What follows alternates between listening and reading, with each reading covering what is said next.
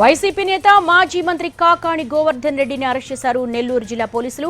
ఇవాళ మధ్యాహ్నం ఆయన్ని బెంగళూరులో అదుపులోకి తీసుకున్నారు. 2 నెలల నుంచి కాకాణి పరారీలో ఉన్నారు. పొదలకూరు మండలం రుస్తుం మైన్స్ కేసులో ఆయన అక్యూజ్డ్ నెంబర్ 4గా ఉన్నారు. కాకాణి నెల్లూరులో ఒకసారి, హైదరాబాద్లో 2 సార్లు కాకాణి కుటుంబ సభ్యులకు నోటీసులు ఇచ్చారు పోలీసులు. అయితే ఇవాళ మధ్యాహ్నం బెంగళూరులో ఆయన్ని అదుపులోకి తీసుకున్నారు. 2 నెలల పాటు ఆయన అజ్ఞాతంలో ఉన్నారు. ఇవాళ మధ్యాహ్నం బెంగళూరులో సమాచారం అందుకున్నటువంటి పోలీసులు హుటాహుటిన అక్కడికి చేరుకొని కాకాణిని అదుపులోకి తీసుకున్నారు. పొదలకూరు మండలం రుస్తుం మైన్స్ కేసులో కాకాణి A4గా ఉన్నారు.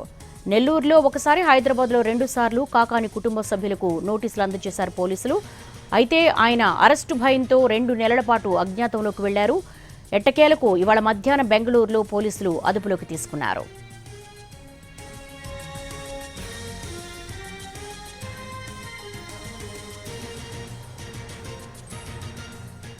వైసీపీ నేత మాజీ మంత్రి కాకాణి గోవర్ధన్ రెడ్డిని అరెస్ట్ చేశారు. దీనికి సంబంధించి మా ప్రతినిధి వెంకట నారాయణ అడిగి మరిన్ని వివరాలు తెలుసుకుందాం. నెల్లూరు నుంచి వెంకట నారాయణ, ఎన్ని గంటలకు అదుపులోకి తీసుకున్నారు? ప్రస్తుతం ఎక్కడికి తరలిస్తున్నారు గోవర్ధన్ రెడ్డిని?